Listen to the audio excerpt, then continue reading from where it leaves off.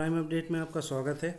आज हम बात करेंगे एसएससी एमटीएस एग्ज़ाम की तैयारी कैसे करें। तो एग्ज़ाम की तैयारी कैसे करें, इसको समझने के लिए सबसे पहले हमको ये पता देखना पड़ेगा कि एसएससी एमटीएस एग्ज़ाम क्या होता है। SSC MTS multi tasking staff के सिलेक्शन के लिए एसएससी स्टाफ सिलेक्शन कमीशन के द्वारा किए जाने वाला एक एग्ज़ाम है, जिसमें ग्रुप सी की non technical and non gazetted post के लिए रिक्रूटमेंट होता है। अब इसमें कौन कौन सी पोस्ट आती हैं, तो इसमें आती हैं हवलदार, प्यून, डेफ्ट्री, जमादार, जूनियर गेस्टनर ऑपरेटर, चौकीदार, सफाई वाला, माली। इस टाइप की ग्रुप सी कैटेगरी की पोस्ट इसमें आती हैं। एलिजिबिलिटी की बात करें तो इंडियन सिटीजन होना चाहिए। एज जो है वो 18 ईयर्स से 25 ईयर्स के बीच में होना चाहिए। दोनों चीज़ें इंक्लूडेड हैं, 18 ईयर्स और 25 होता है तो भी चलेगा। एजुकेशनल क्वालिफिकेशन 10th पास होना चाहिए from a recognised board. Selection procedure की अगर हम बात करें तो सिलेक्शन प्रोसीजर जो रहेगा, कंप्यूटर बेस्ड एग्ज़ाम होगा जो कि 2 सेशन में होगा। पहला सेशन जो रहेगा वो न्यूमेरिकल एबिलिटी रहेगा और रीजनिंग रहेगा, जनरल इंटेलिजेंस रहेगा। ये चीज़ें फर्स्ट सेशन में रहेंगी। फर्स्ट सेशन जो रहेगा वो उसमें नेगेटिव मार्किंग नहीं रहेगी, वो केवल क्वालिफाई करने के लिए रहेगा। अगर आप फर्स्ट सेशन क्वालिफाई कर लेते हैं तो फिर आपको सेकंड सेशन में जाना है, जो कि आपकी रैंकिंग डिसाइड करेगा, मेरिट लिस्ट डिसाइड करेगा। इसमें आपकी नेगेटिव मार्किंग रहेगी, 1 नंबर की, 1 नंबर आपका नेगेटिव मार्किंग रहेगी अगर आप क्वेश्चन गलत करते हो। अगर आप ये टेस्ट निकाल लेते हैं और मेरिट बेस पे आपका सिलेक्शन हो जाता है तो फिर आपका डॉक्यूमेंट वेरिफिकेशन होगा।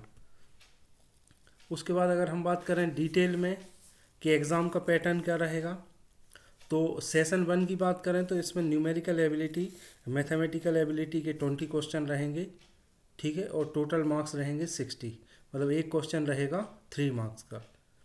Reasoning ability and problem solving, ये इसका दूसरा पार्ट रहेगा। इसमें भी 20 क्वेश्चन रहेंगे 60 मार्क्स के, तो टोटल 40 क्वेश्चन रहेंगे और आपको 45 मिनट्स में इसको सॉल्व करना है।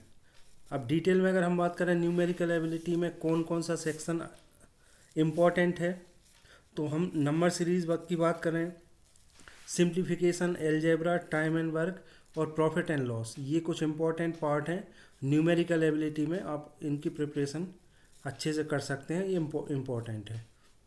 रीजनिंग की बात करें तो रीजनिंग में odd one out, classification, mirror image, analogy, paper cutting और वेन डायग्राम, ये कुछ इम्पॉर्टेंट टॉपिक हैं जिनको आप कवर करेंगे तो आपको पेपर निकालना थोड़ा इजी हो जाएगा। दूसरा सेक्शन अगर हम बात करें तो इसमें जनरल अवेयरनेस रहेगी और इंग्लिश लैंग्वेज रहेगी। दोनों के 25 क्वेश्चन रहेंगे और 75 टोटल मार्क्स रहेंगे एक सेक्शन का, एक पार्ट का। तो इस सेकंड वाले सेक्शन में टोटल 150 मार्क्स रहेंगे और क्वेश्चन रहेंगे हमारे 50 और ड्यूरेशन रहेगा 45 मिनट्स का। ये इम्पॉर्टेंट सेक्शन है एज़ कम्पेयर टू प्रीवियस, क्योंकि इसमें हमारी मेरिट डिसाइड होगी, इसी के बेस पे हमारा सिलेक्शन होना है। तो ये हो गया। अब इसमें जनरल अवेयरनेस की अगर मैं बात करूँ तो जनरल अवेयरनेस में सबसे पहले आपको ध्यान देना करंट अफेयर्स पे, books and authors, sports and awards, ये कुछ इंपॉर्टेंट टॉपिक्स हैं, इनको आपको कवर करना है जनरल अवेयरनेस में। इंग्लिश की बात करूँ तो इंग्लिश में सबसे इम्पॉर्टेंट है error detection, analogy, synonyms, antonyms, spelling mistakes, ये कुछ इंपॉर्टेंट टॉपिक्स हैं जो आपको कवर करना है सेक्शन 2 के रिटन एग्ज़ाम में। अब प्रिपरेशन टिप्स की अगर मैं बात करूं तो प्रिपरेशन टिप्स के लिए आपको सबसे पहले अपना टाइम टेबल बनाना है। टाइम टेबल आप बनाएंगे तो टाइम टेबल को आपको 3 पार्ट में डिवाइड करना है। सबसे पहले जो आप नया पढ़ना चाह रहे हैं, न्यू, सेकेंड पार्ट जो रहेगा टाइम टेबल का वो रहेगा रिवीजन, और थर्ड पार्ट रहेगा आपके प्रीवियस ईयर के पेपर का प्रैक्टिस। तो टोटल अवेलेबल टाइम है, सपोज आपके पास 6 आवर्स का टाइम है तो 2 आवर्स आप उस चीज़ के लिए देंगे जो आप नया पढ़ रहे हैं, 2 आवर्स देंगे आप रिवीजन के लिए और 2 आवर्स आप प्रीवियस ईयर पेपर के सॉल्यूशन के लिए देंगे। इस तरीके से आपको पूरा अपना टाइम टेबल को प्लान करना है। प्रैक्टिस जैसा मैंने बताया, प्रीवियस ईयर के पेपर की प्रैक्टिस करना है। सबसे ज़्यादा फोकस आपको करना है स्पीड और एक्यूरेसी पे। ये आपके लिए बहुत इंपॉर्टेंट है, क्योंकि पेपर इतना इजी आता है कि क्वेश्चन तो मोस्टली सभी लोग सॉल्व कर लेते हैं, लेकिन जिसकी स्पीड और एक्यूरेसी होती है वही उसको क्वालिफाई कर पाता है। अब मॉक टेस्ट की बात करें, मॉक टेस्ट बहुत इंपॉर्टेंट है। मॉक टेस्ट अगर आप रेगुलर लेते हैं तो आपको क्या होगा, एक्यूरेसी आपकी इम्प्रूव होगी, आपका टाइम मैनेजमेंट अच्छा होगा, प्लस आप एग्ज़ाम को अच्छी तरह समझ पाएंगे कि एग्ज़ाम में किस टाइप के क्वेश्चन आते हैं और किस क्वेश्चन को हम पहले सॉल्व करें जो टाइम कंज्यूमिंग कम है, और किस को हम बाद में करें। तो ये पूरी आपकी टाइम मैनेजमेंट, एक्यूरेसी और एग्ज़ाम को समझने की जो टेक्निक है, ये पूरा आपको किसके थ्रू मिलेगा, मॉक टेस्ट के लिए।